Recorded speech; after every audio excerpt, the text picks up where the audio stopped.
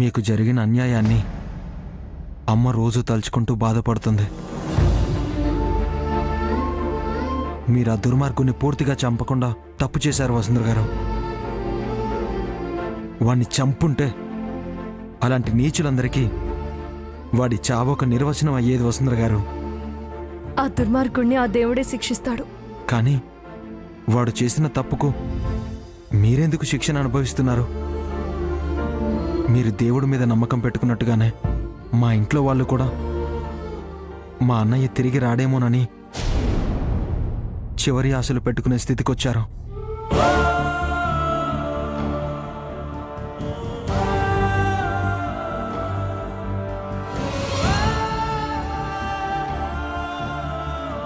మీరు చేయని తప్పుకి ఈ సమాజం మా అన్నయ్యని కూడా వెలేసిందంటారా? అన్నయ్య జన్మ జన్మలకి మీకు తోడై ఉంటానన్నాడు. మీరే తన జీవితం సర్వస్వం అనుకున్నాడు. కానీ అన్నయ్యను మీరు అపార్థం చేసుకున్నారు వసుంధర గారు. మీరు నాకు సంజాయిషి చెప్పకపోయినా పర్వాలేదు, కానీ సమాధానం చెప్పాల్సిన మనుషులు ఇద్దరున్నారు, అమ్మ, అన్నయ్య.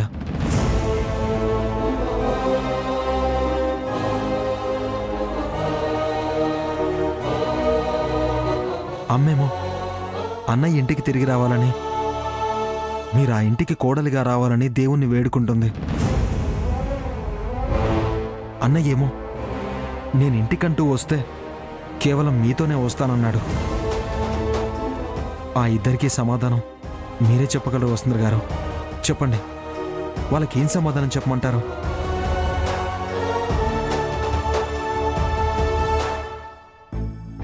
ఇంకా ఏంటక్క ఆలోచిస్తున్నావు?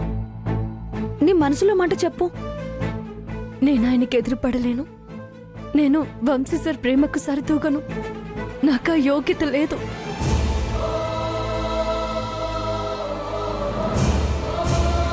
అని సమాజం అంటుందా? ఇరుగు పొరుగు వాళ్ళు అంటున్నారా? మీ నాన్నమ్మగారు అడ్డు చెప్తారా? చూడండి వసుంధర గారు, తల్లి గర్భంలో ఉన్న బిడ్డ అడ్డం తిరిగితే తప్పని పరిస్థితుల్లో వైద్యులు ఆపరేషన్ చేసి బయటికి తీస్తారు. గర్భంలో ఉండగానే తల్లికి అరిష్టంగా మారిన శిశువుని చెడ్డగా ప్రచారం చేసే ఈ సమాజం, తల్లి బిడ్డల మధ్య బంధాన్ని గుర్తించలేని ఈ సమాజం అన్న మాట మీద మీకు అంత అపేక్ష ఉన్నప్పుడు మా అన్నయ్య ప్రేమ మీద మీకు నమ్మకం ఎందుకు లేదు వసుంధర గారు? మీరు చేయని తప్పుకి మీ అభిప్రాయం చంపుకుంటారా? తప్పును మీరే చేశారని నిందించుకుంటారా? మీరు మరణం అవ్వలేదు వసుంధర గారు. మా అన్నయ్య హార్ట్ ఫ్రెండ్గా ఆయన గుండెల్లోనే ఉన్నారు. ఆ ధైర్యంతోనే అన్నయ్య మీ దగ్గరికి వచ్చాడు. మా అన్నయ్య జీవితంలోకి మీరు రావాలి. అప్పటిదాకా మీ నిర్ణయం కోసం నేను ఇంటికి వస్తూనే ఉంటాను. మీరొచ్చి నాకు గుండె భారం దించారా ఆనంద్ గారు? కానీ ముందు అలెక్కి పెళ్లి జరగాలి. అదే నా బాధ్యత. నీ పెళ్లి జరిగిపోతే విలువలేని ఆ సంఘటన అపోహగా మిగిలిపోతుంది. నీ పెళ్ళై ఆ జోగేంద్ర చచ్చిపోయే వరకు ఆ నింద నా మీదే ఉండాలి అలేఖ్య. వసుంధర గారు, మా పెళ్లి కంటే ముందు అన్నయ్యతో మీ పెళ్లి జరగాలి. అదే మా ఇంటి గౌరవం. మీరిద్దరూ పెళ్లి పీటలు ఎక్కాక మా పెళ్లి కూడా జరుగుతుంది వసుంధర గారు. వెళ్ళొస్తాను. వంశీ గారు ఎప్పుడొస్తారు ఆనంద్ గారు? మీరు పెళ్లికి అంగీకరించేంత వరకు అన్నయ్య ఇంటికి రానని చెప్పేశాడు. వంశీ సార్తో నేను మాట్లాడతాను.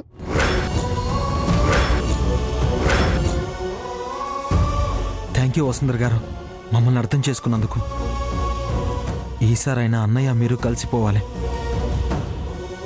వెళ్ళొస్తాను వసుంధర గారు.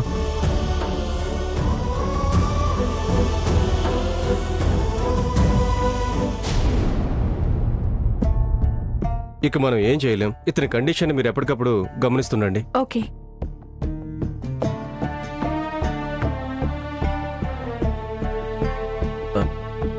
డాక్టర్, ఇప్పుడు ఆయన కండిషన్ ఎలా ఉందండి? నేను మీకు ఇంతకు ముందే చెప్పాను కదండి, ఆయన కండిషన్ సీరియస్గా ఉందని. ఇప్పుడు ఇంకా చేదాడిపోయింది. డాక్టర్, తలకు దెబ్బ గట్టిగా తగలడం వల్ల ఆయన కోమాలోకి వెళ్ళిపోయారు. ఆయన తిరిగి మామూలు స్థితికి రావడానికి టైం పట్టొచ్చు. మా ట్రీట్మెంట్ ఆయనకు సహకరించకపోతే ఆయన మామూలు అవడం కష్టమే. మీరు ఆయనకు కావలసిన వాళ్లకు ఈ విషయాన్ని తెలియజేయండి. ఒకసారి ఆయన చూడొచ్చు డాక్టర్. వెళ్ళండి.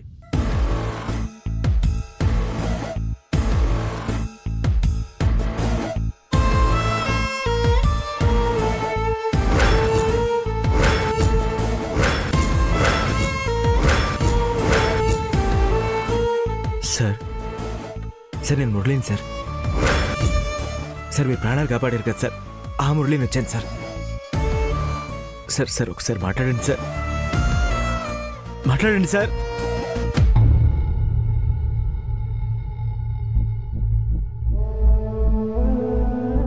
ఒక గంట పరిచయం నాకే మిమ్మల్ని ఇలా చూస్తుంటే ఇంత బాధగా ఉంటే, మీ మీదే ఆశలు ప్రాణాలు పెట్టుకున్న మీ వాళ్ళు మిమ్మల్ని ఇలా చూస్తే తట్టుకోగలరా సార్? మీకేం కాకూడదు సార్, మీకేం కాకూడదు సార్. మిమ్మల్ని ఎలాగైనా మామూలు మనిషి చేస్తాను సార్. సార్ మీరు నాలో నింపిన ధైర్యం నాలో ఉంది, ఇంకా ఉంటుంది. మిమ్మల్ని బతికిస్తాను సార్, బతికించుకుంటాను. అప్పుడే నేను చేసి ఈ మొదటి ప్రయత్నం ఫలించినట్టు అవుతుంది. మీరు నాలో నింపిన ధైర్యాన్ని నేను సద్వినియోగం చేసుకున్నట్టు అవుతుంది.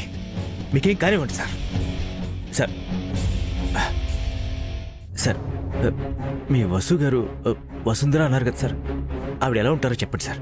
నేను వెళ్ళి తీసుకొస్తాను వెళ్ళి. సార్ ఆవిడ ఎలా ఉంటారో చెప్పండి. ఐసీయూలో పేషెంట్ ని డిస్టర్బ్ చేయకూడదు ప్లీజ్.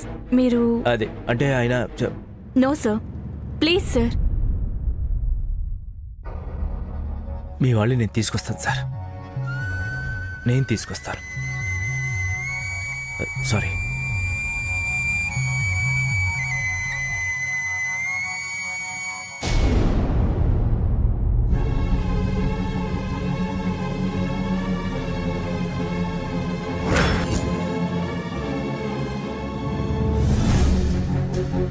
కలవట్లేదు. ఈ మూర్తి గారు ఎక్కడున్నారో ఏంటో.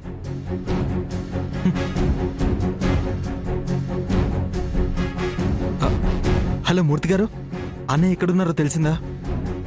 లేదు ఆనంద్ గారు, ఫోన్ చేస్తుంటే లిఫ్ట్ చేయట్లేదు. సరే, మీకు అన్నయ్య తిరిగి కాల్ చేస్తే అమ్మ కంగారు పడుతుందని చెప్పండి. కనీసం ఫోన్లో అయినా మాట్లాడమని చెప్పండి. నేను కూడా ఫోన్ చేశాను ఆనంద్, వాడు లిఫ్ట్ చేయట్లేదు. మనసు ముక్కలైపోయిన వాడిని మాట్లాడమంటే ఏం మాట్లాడతాడమ్మా? ఆనంద్ నువ్వు కూడా అలా అంటావేంట్రా? అవునమ్మా, నేను కోపడుతున్నాను, ఇలాగే మాట్లాడతాను. వసుంధర గారి గురించి నీకు తెలుసు కదా, ఎంత మంచివారు. ఐరేంద్రి అత్తయ్య నక్షత్ర దుర్మార్గులు. వాళ్ళు వసుంధర గారి మీద దొంగతనం నెపం మోపితే మీరు నమ్మేయడమేనా?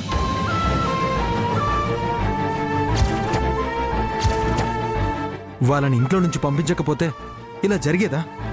చెప్పమ్మా, చెప్పు.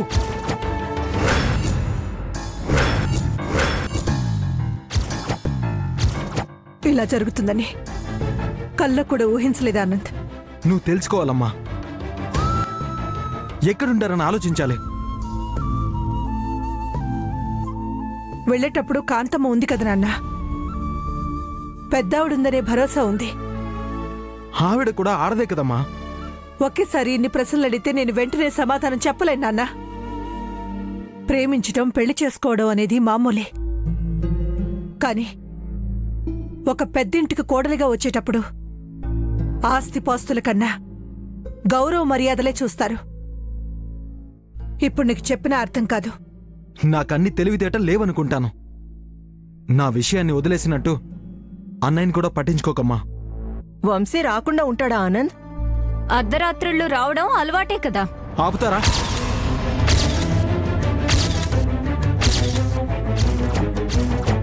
అన్నయ్యకి ఇప్పుడు లేని అలవాట్లను గుర్తు చేయకండి. ఉన్నదే చెప్పాం. ఇప్పుడు లేదని చిన్నబావ ఉద్దేశం మామ్. ఆనంద్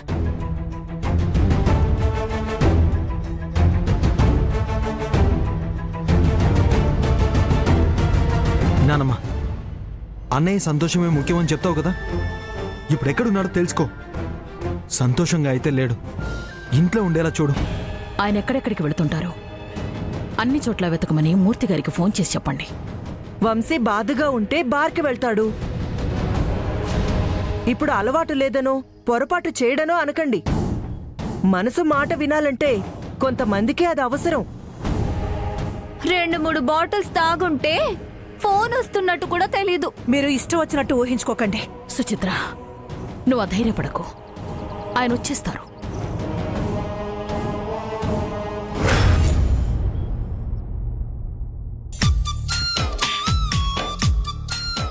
మనిద్దరి శ్వాస ఇందులో నిక్షిప్తం అయి ఉంది. నా దేవత నా గుండెల్లో కొలువై ఉంది.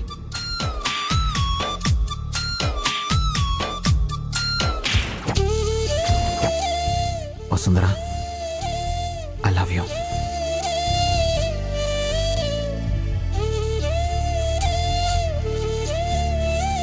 చిన్నప్పటి నుంచి నీకోసం 1000 కళ్ళతో ఎదురు చూశాను వసుంధరా.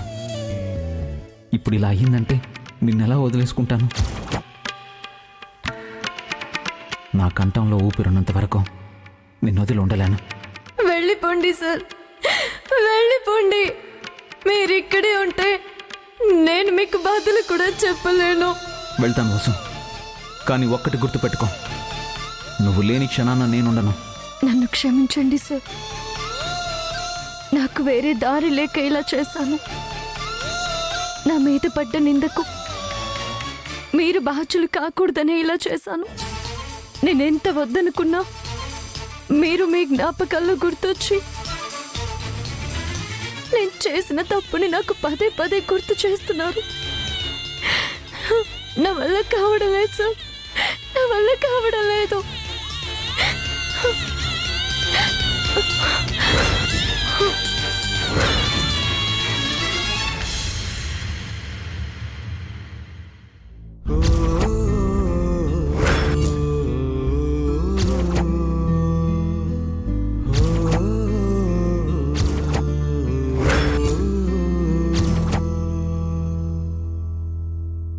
నాకు తెలుసక్క నీ వల్ల కాదని.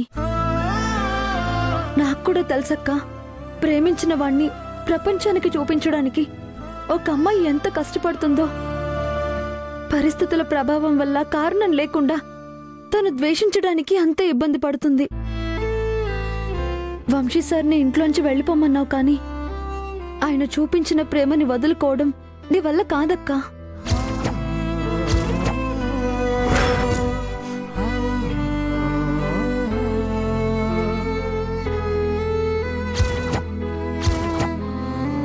ఆ గుండె భారంతో నువ్వే పని చేయలేవక్కా, నీ వల్ల కాదు.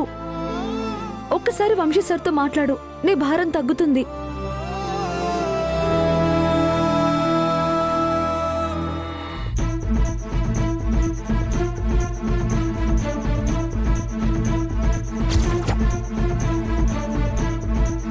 ఒక్కరోజు నేను స్కెడ్యూల్ ప్లాన్ చేయిందే బయటికెళ్లరు.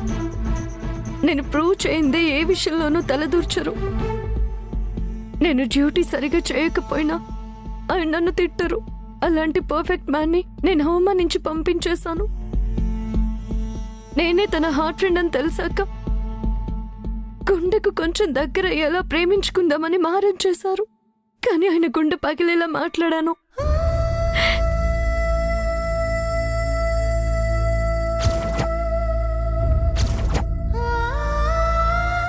ఇప్పుడు ఎక్కడున్నారో ఎలా ఉన్నారో. నేను ఫోన్ చేస్తే మరుక్షణమే ఇక్కడికి వచ్చేస్తారు.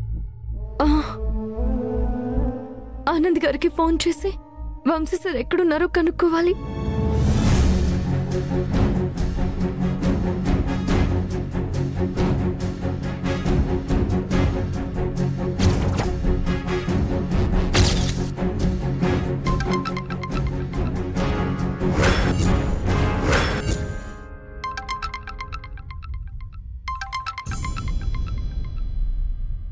అలేఖ్య గారు, నేను వసుంధరని మాట్లాడుతున్నాను. ఆనంద్ గారు. వసుంధర గారు, వంశీ సార్ వచ్చారా? ఆనంద్ గారు, మీతోనే వస్తానని వెళ్ళిన మనిషి ఇంతవరకు ఇంటికి తిరిగి రాలేదు. వసుంధర గారు,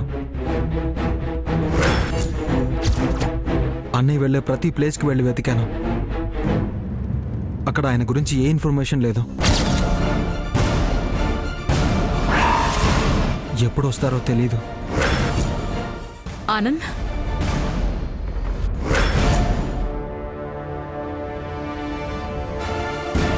ఆ ఫోన్లో ఎవరు? అన్నయ్య గురించి నానమ్మా. అన్నయ్య గురించా? ఏదైనా ఇన్ఫర్మేషన్ దొరికిందా? ఇలా ఇవ్వు. వారేనా? హలో మేడం,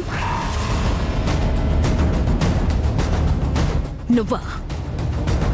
ఎందుకు ఫోన్ చేశావు? అది వంశీ సార్ ఇంటికి వచ్చారో లేదో అని కనుక్కుందామని చేశాను. ఆయన యోగక్షేమాలు చూసుకోవడానికి నేనున్నాను, నా కుటుంబం ఉంది.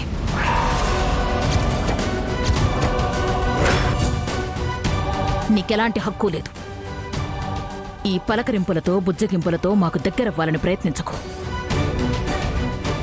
ఇంకొకసారి ఇలా మా ఇంట్లో వాళ్లకు ఫోన్ చేసి మా మీద సానుభూతి చూపించి తిరిగి మా ఇంట్లోకి ప్రవేశించాలని చూస్తే ఆ మరుక్షణం నేను మీ ఇంట్లో ఉంటాను.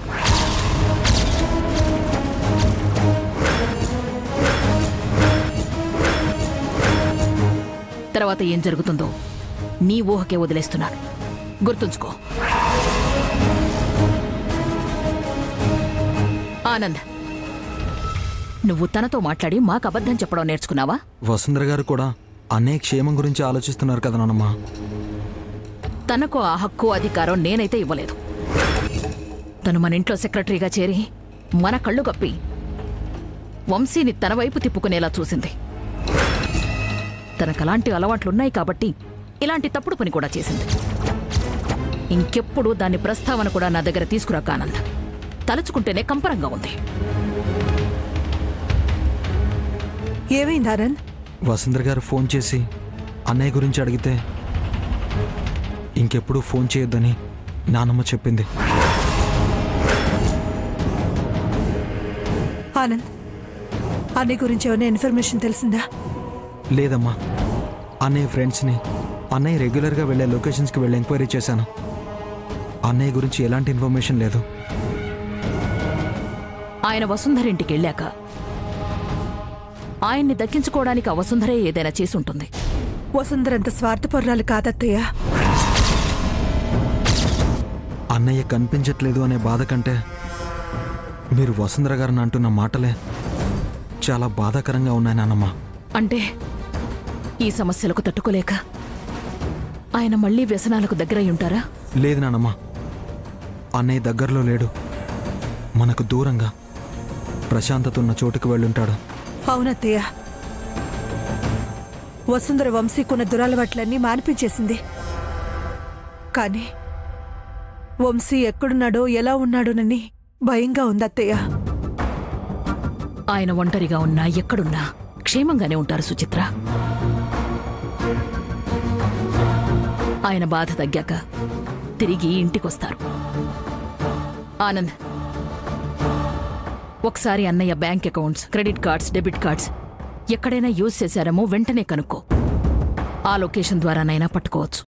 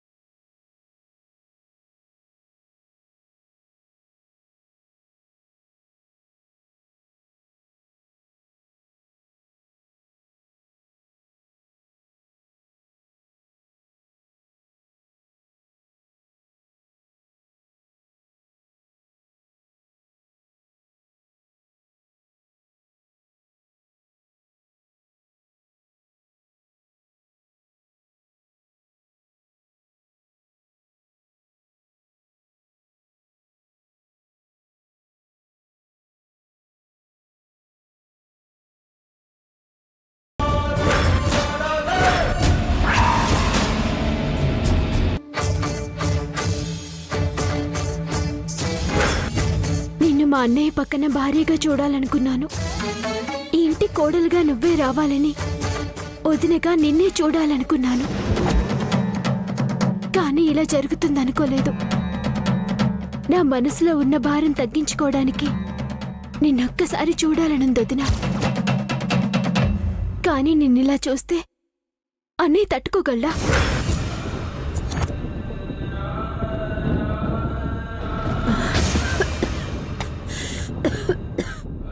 మధురా,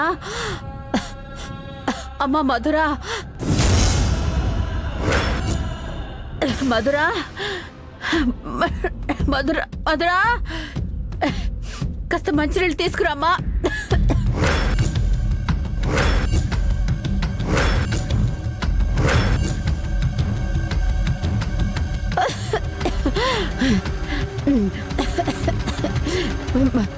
మధురా, మధురా,